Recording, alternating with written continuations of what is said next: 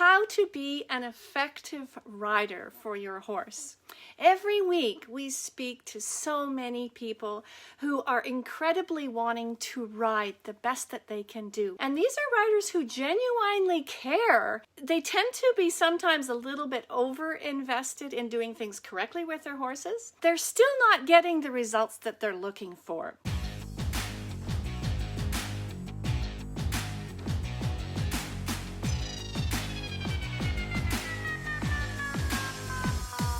We're going to talk about today what's happening here. Is it that your horse isn't listening to you, perhaps? Is it that your horse isn't ready to do what you're asking? Is it that maybe you're asking too much? What exactly is it, is what we're going to talk about, and how to diagnose the right issue is a huge part of getting this right. So I'm pretty excited to share this with you. We've learned this from not only doing it ourselves with our horses, but also helping many of our students and incredible riders along this journey as well. Yesterday, wanted to bring my horse ZJ up to the indoor here, but the conditions are incredibly dangerous for the journey from their pasture to the indoor. We've had warming trend that has melted snow, and then at night it freezes. So there's like a sheet of ice. And I had to actually lead her step by step, but I knew where the ice was because I'd been walking those paths frequently. So I had to guide her. I had to lead her step by step, pretty much along the way, precisely where I crossed the path that was icy, and then I went over to the other one, and then I went down into the forest where we're not plowing, and so it was good going down there, but deep snow, and then leading her up the hill and again onto the driveway and up to the indoor. So she had to have extreme connection with me to be able to do that. Going back down from the indoor was more of a challenge because there's a hill, right? So we had to walk down the hill. It was good footing on the hill, but it was just the fact that we had to walk down the hill, which presented more challenging situations from my horse's point of view. But still, I had to be the one who was guiding her or leading her. And this leads me to my next point, which is that being an effective rider, being effective with your horse is like a doorway. It's like opening a door.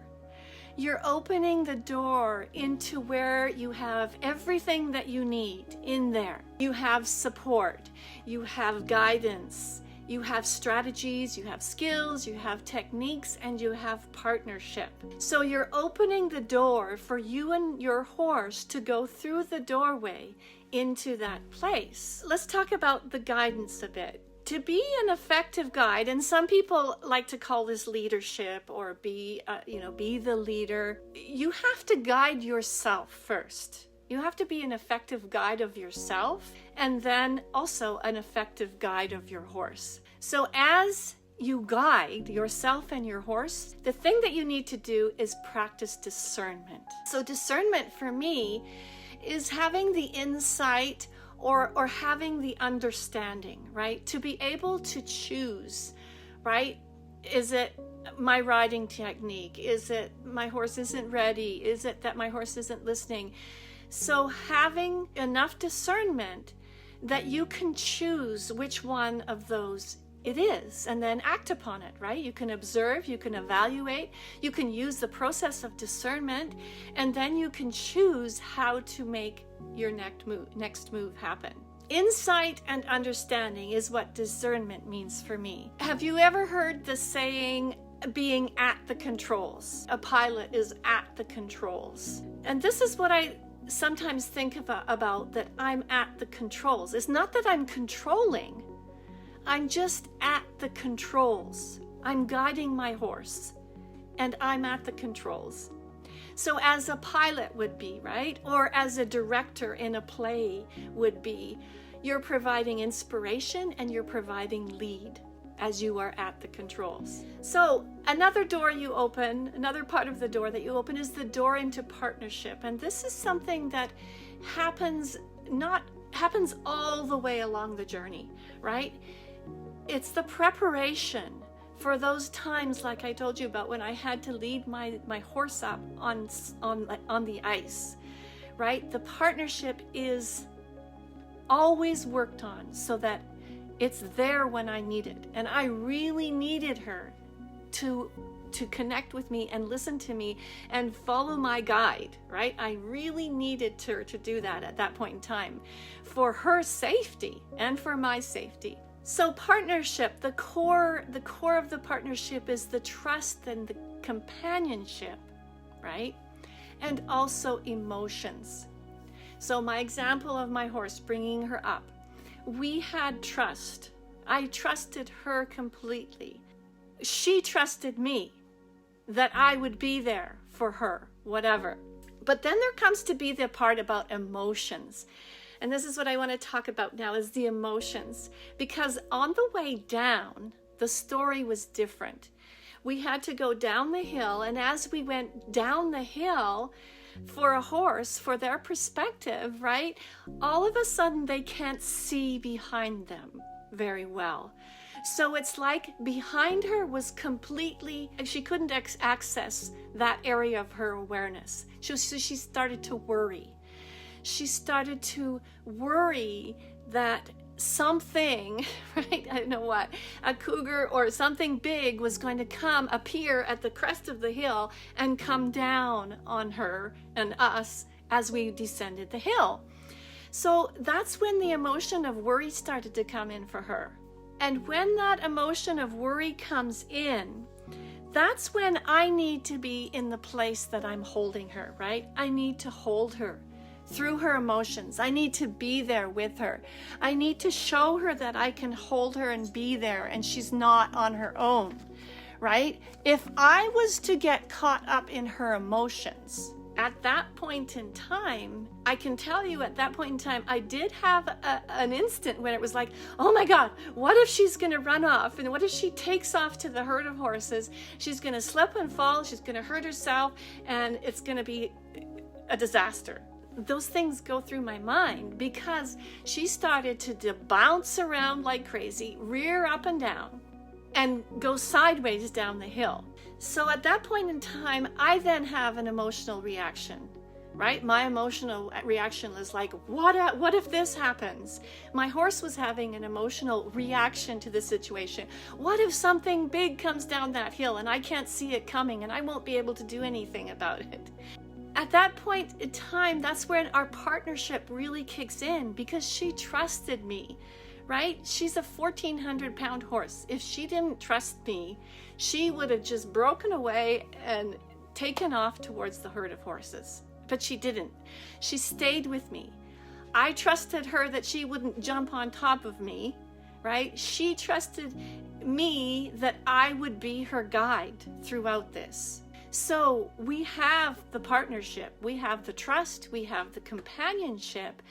Then when emotions get into the scene, like they did with my horse on the other day, and there's fear and there's genuine fear there, that's when I still need to be the guide and I need to be not falling into her story of fear. There's a temptation to do that, isn't there? But I need to have the strength not to do that. And this is exactly what we do in my program, is we have a process that shows you how to do that. Anyway, I need to be her emotional guide at that point and give her emotional guidance, not controlling, right? I'm acknowledging her emotions, but then I'm still guiding her. So I still walk down the hill, no matter what she was doing, bouncing in the air, going sideways down the hill. I still walk down the hill. It's okay. I'm here for you. We're still going to walk into the forest, into the deep snow to get home. That's what I mean about being a guide. It's not a dominating in a leadership. It's not an egocentric way of approaching things where the power comes into it. It's still staying as the guide.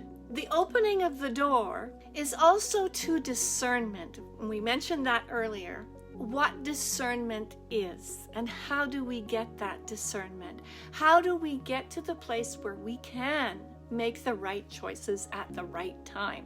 A lot of people we talk to get caught up in the perfectionism of things, right? And perfectionism is difficult because, yes, we do want to learn how to do it right? We want to know, we want to get the best that we can be and do it right for our horses. But sometimes if you get caught up in the perfectionism, that does not allow you to have discernment. Just like if you get caught up in emotions, that does not allow you to then access discernment, right? It's a balancing act, isn't it? It's a balancing act. If you're too much into the side of perfection when you're to the point where you're not enjoying it, then that doesn't make sense either. It's knowing ourselves, knowing where we are emotionally, and knowing how emotions come through us. That's a key point. It's not emotions that get stuck. Okay, so yes, we're going to have emotions. We're going to go through difficult times with our horses. But how do emotions go through us? How do they get stuck? How do we unstuck them? How do we get emotions going through so then we can access the ability to evaluate and have discernment? And that's what we do in my program, is we have a process for that, for riders. So being able to have discernment, having the process is before, right? Having a process from before, helping you with emotions, helping you with being able to access discernment so that you're well prepared for when these situations come around. And then having an actual process during the times that you're riding your horse, right? Having a process that when you're with your horse and you really need to access discernment, that you can, and access it quickly and access it easily. And this is what we do in my program as well. We have the process of preparation and we have the process of during, when you're with your horse. So we strive to learn the very, very best that we can to be for our horses. But really, at the end of the day, you have to get out with your horse and just do it, don't you, right? I mean, we can talk about it and discuss, but you have to do your preparation. You have to do your homework, do the time away from your horse, and then just get out with your horse and do it. And not be pondering about everything that can go wrong, right? So getting into the perfectionism that I talked about and pondering about, well, what if this goes wrong? What if that goes wrong? What if this, right? That's falling into a story. So keeping it simple, having processes of preparation that you have before you're with your horse, and having a process that's effective, that helps you be an effective rider when you're actually with your horse, is the best that you can possibly be with your horse. And so you can ride and be effective. If you would like support in this way, if you'd like this process that I'm talking about and support in this way, then there'll be a link somewhere around this video that you can click on, and that will take you to a schedule page where you can book a call with one of the people on my team or myself, and we can chat about how we can help you with your process and how we can help you to get to the point where you are an effective rider and effective at being able to access the discernment. Because discernment can be just one little thing, right? It can be just one tiny thing that needs changed with the way you're working with your horse, the way you're riding, the way you're seeing things, the way you're perceiving. But you're not able to see it. You're not able to see it. You need help with that. And that's what we do in my program. So check out that link.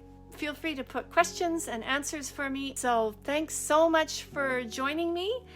Great to have you here. And I will see you next time. Have a great weekend. Okay, bye for now.